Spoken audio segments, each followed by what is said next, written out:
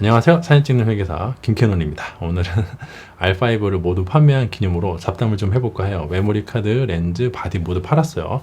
판매를 완료를 했고 제가 그동안 쓰면서 느낀 점을 모두 한번 총평을 해볼까 하네요. 사실은 더 일찍 할 수도 있었는데 그때 이제 이 QC 문제가 터져가지고 철광막이랑 단차 이슈가 있었잖아요. 그래서 편하게 방송을 할 수가 없었어요. 그리고 또 아쉬운 점이 제가 R5 구매하면서 메모리 카드를 좀 급하게 샀던 게 그때 이제 제주도 여행을 태교 여행 가려고 준비를 했었고 그 다음에 또 EF 마운트 장망원 빌려다가 야구장 가서 스포츠 촬영도 하고 뭐 여러 가지 그 기획한 게 있었는데 이놈의 코로나 때문에 다 망했어요. 그래서 생각보다 R5를 진드컨이 더 많이 사용해보지 못해가지고 아쉬운 측면이 있다고 보면 될 것 같네요. 참고로 여기서 오해를 좀 풀까 하는데 제가 R5를 깔려고 샀다, 캐논 안티라서 샀다 라고 하시는 분들이 있는데 그건 아니고요. 제가 이거 신품 사다가 팔면서 손해본 게 있는데 그 까겠다고 그렇게 몇백만 원을 태우겠습니까? 제가 성격이 그렇게 모나지는 않았어요. 오해하지 말아주시고 이걸 샀다 팔면서 약간 손해를 보긴 했어요. 이 소니 알파 같은 경우에는 임시로 구매를 해가지고 알파 1 사면 팔 거다라고 했더니 이미 예비 구매자분이 나타나셔가지고 저한테 파십시오 하시는 분이 있거든요. 그래서 거래가 예약이 됐는데 캐논 R5 같은 경우는 단가도 높고 하다 보니까 그래서 그런지 약간 거래가 안 돼서 굉장히 가격 인하를 많이 했습니다. 손해를 많이 봤어요.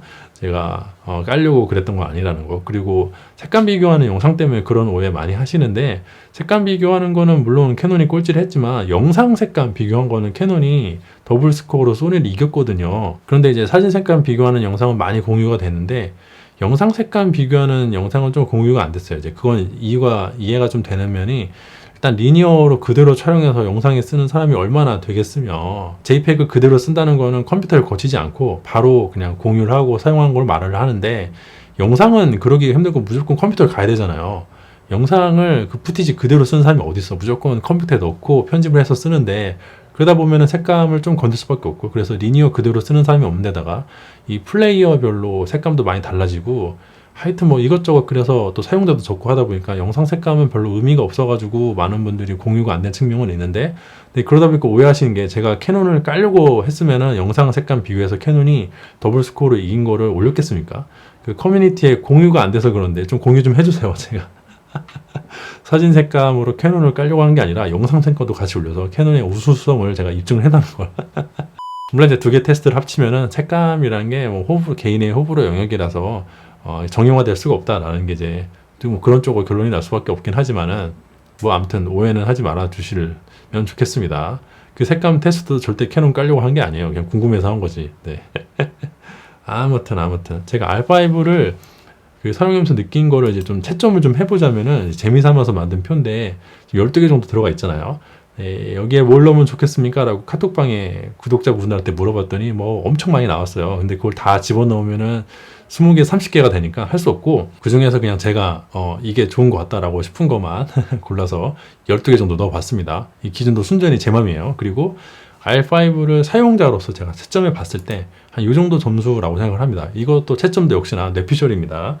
하나씩 보자면은 AF는 상당히 준수한 편이고 화소는 역시나 굉장히 높은 점수를 줬어요. 화소 같은 경우에는 135 포맷에서 풀프레임에서 5천만 화소 넘어가면 전 만점을 줄 수 있다고 보고요. 연사 같은 경우에는 그리고 버퍼도 그리고 고감도도 평이하다라고 말씀드릴 수 있을 것 같고 영상 해상도는 8K가 되니까 당연히 만점이죠. 그리고 프레임 레이트는 4K 120p가 되면은 만점을 줬어요. 그 로그 촬영 같은 경우에는 되지만 약간 평이한데 왜 그러냐면은 C로그가 선택권이 하나밖에 없어서 그렇습니다. C로그 3가 나와서 만약에 그게 DR이 획기적으로 증가한다고 그러면 이것도 만점에 가깝게 내려올 수 있겠죠?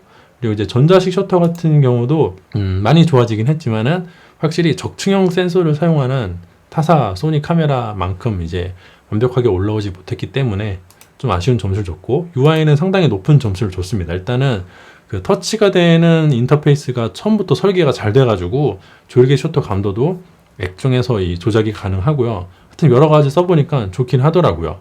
그리고 이제 외관 만듦새는 제 개인적인 의견으로는 얘를 이렇게 만점을 주고 싶은데 이게 QC 문제가 있어가지고 이렇게 좀 점수를 짜게 줄 수밖에 없었습니다. 이거 점수 좋게 주면은 화내실 분들이 좀 계실 것 같아가지고 제 눈치를 볼 수밖에 없었어요. 그리고 휴대성은 바디 자체도 무겁기도 할 뿐더러 렌즈가 너무 무거워서 가벼운 렌즈가 몇 개 나오고 있긴 하지만 50.8 같은 거 전반적으로 렌즈가 너무 무거워가지고요. 또 캐논 같은 경우에는 빠른 AF를 구동을 시키려면 줌 렌즈를 써야 되는데 줌 렌즈는 가벼운 게 없어요 거의. 그래서 실제로 사용하다 보니까 휴대성은 별로 좋지 않은 것 같다 느껴서 한 이 정도로 점수를 매겨봤네요. 누차 말씀드리지만 이거 뇌피셜입니다. 뇌피셜. 어떤 객관적인 지표가 아니에요. 그냥 제가 개인적인 느낌이 이러했다고 보고, 그 다음에 이제 굳이 비교를 하자면은 제가 메인 경쟁 상대로 봤던 알파7 S3는 이 정도 채점을 줄 수 있을 것 같아요. AF는 근소하게 S3가 앞서고요.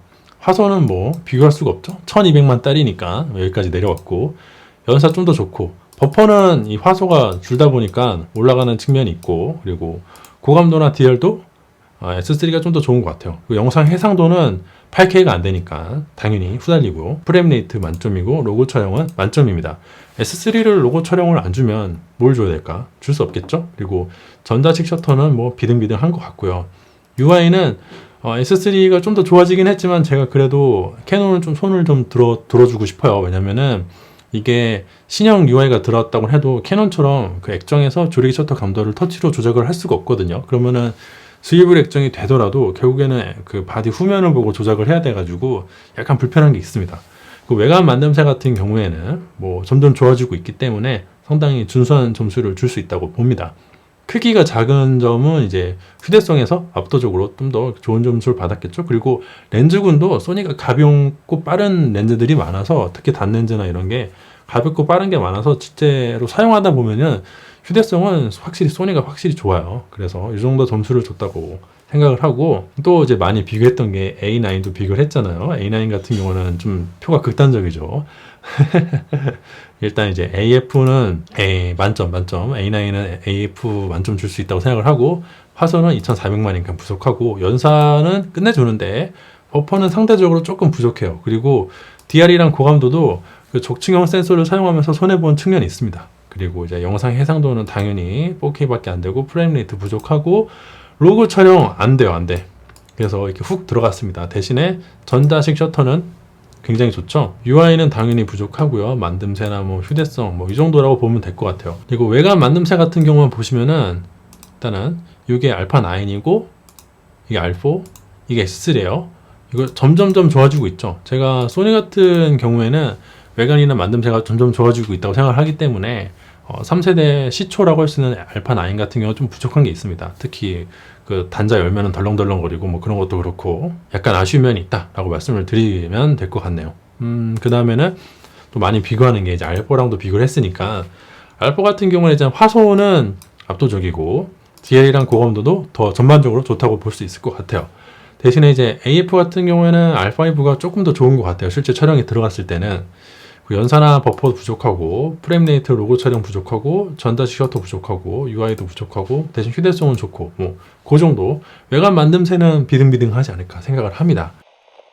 자, 근데 여기까지 말씀드리면은 R5는 동네북도 아니고 여기 비교당하고 저기 비교당하고 맨날 좋은 소리 못 듣는다고 하는데, 저는 그렇게 생각하는 게 아니라 이 S3랑도 비교를 하고 A9이랑도 비교하고 알파7 알파랑도 비교할 만큼 R5가 좋은 바디라고 생각을 해요. R5가 진짜 좋은 바디예요.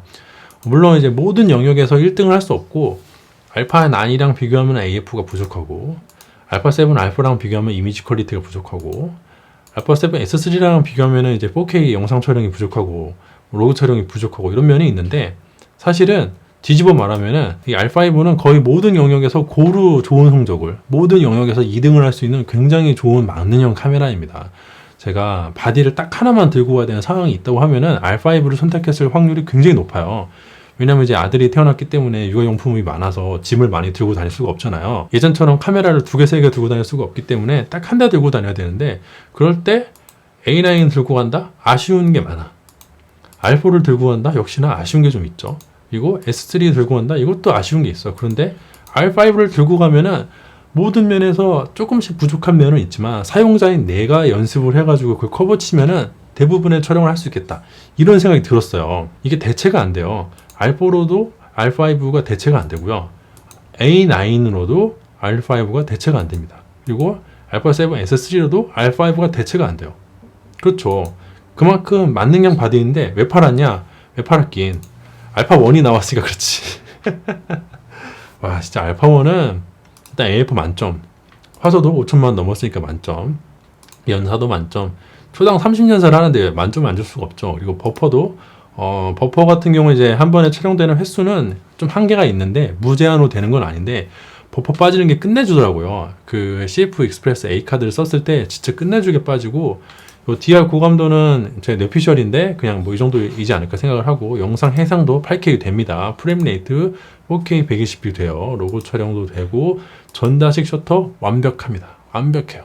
그 다음에 UI 대신에 좀 부족한 게 있어요. 얘도 터치로 셔터 스피드, 뭐 조리개 감도 이런 게 조작이 안 되는 것 같아. 바디 후면을 꼭 봐야 되는 측면이 있고, 근데 어차피 틸트 액정이니까 좀 부족한 게 있죠. 그리고 외관 만듦새는 좀 더 좋아지지 않았을까. 그리고 휴대성도 역시나 그 가벼운 렌즈들과 더불어서 좋을 거라고 생각이 들고, 이 정도로 봤을 때 드디어 알파1이 R5를 대체할 수 있겠다. 그러니까 R4로도 대체가 안 되고 A9로도 대체가 안 되고 S3로도 대체가 안 되던 R5를 알파1이 대체가 되겠다 싶어서 판매를 했죠.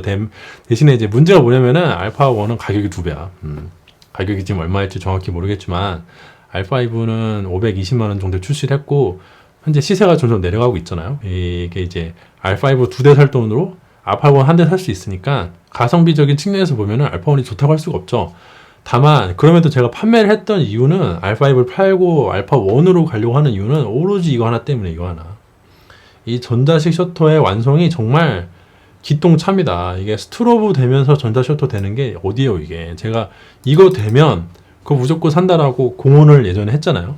이거 되면은 내가 그거 산다. 사람이 말을 했으니까 말을 지켜야죠. 조코가 그런 말 한 적 있죠. I'm a man of my word 하면서, 나는 내 말을 지키는 사람이야 해가지고 내 말을 지켜야 되기 때문에 이걸 샀어요. 회계사님, 애플 싫어한다면서 애플은 왜 샀나요? 고화소 싫어한다면서 알파는 왜 샀나요? 그렇게 따지시면 할 말은 없긴 한데, 아무튼 전자식 셔터가 되기 때문에 이걸 샀습니다. 이게 진짜 기똥찬 것 같아요.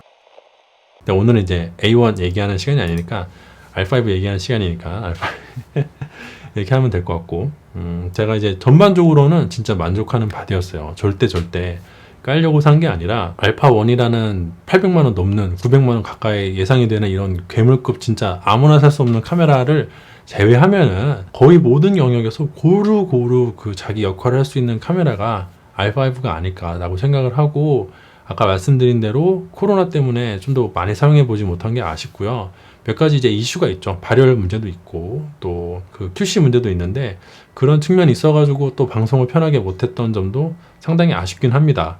이제 그런 게 이제 이슈가 있었긴 했지만은, 돌이켜 생각해 보면은 R5를 제가 사용하면서 그런 이슈들이 저한테 뭐 특별히 그 촬영상에 문제를 준 적은 없었어요. 물론 스트레스는 받았지만 가는 데마다 차각막 괜찮나요? 단차 어떠냐고 물어보시는 분들이 너무 많아가지고 로이로제 걸릴 정도였거든요. 어디만 가면은 회계사님 R5는 괜찮나요? 이래가지고 그것도 막 방송으로 다뤄주세요 막 이런 얘기도 많이 들어가지고 진짜 스트레스 받았는데, 뭐 그런 거 제외하면은 일단 기기를 사용함에 있어서는 별로 스트레스는 없었던 것 같아요. 그리고 누차 강조하지만은 절대 깔려고 산 게 아니라는 거, 영상 색감 비교한 거는 캐논이 이겼다는 거, 제가 그 방송 했다는 거를 꼭 기억해 주시기 바랍니다. 뭐 이 정도로 하면은 될 것 같고요. 저한테 사가신 분들은 잘 사용하시길 기원을 하고, 알파1을 넘어가면서 캐논이랑 또 작별하게 됐는데, 다음에 R1이 또 좋게 나오면은 제가 다 팔고 넘어갈 수도 있겠죠. 기변쟁이니까 넘어가는 거 잘하거든요. 그러니까 지금은 이제 뭐 소니킴으로 다시 태어난다고 했는데 두고 볼 일이죠. 아무튼 현재로서는 R5랑 아쉽게도 작별하게 돼서 이 정도로 제 사용기를 마무리하면 될 것 같습니다. 전반적으로 굉장히 우수했다, 더 사용하지 못해 아쉬울 따름이다, 이렇게 한마디로 줄일 수가 있겠네요. 오늘도 역시 제 쓰잘데기 없는 잡담 방송을 봐주셔가지고 대단히 감사드립니다.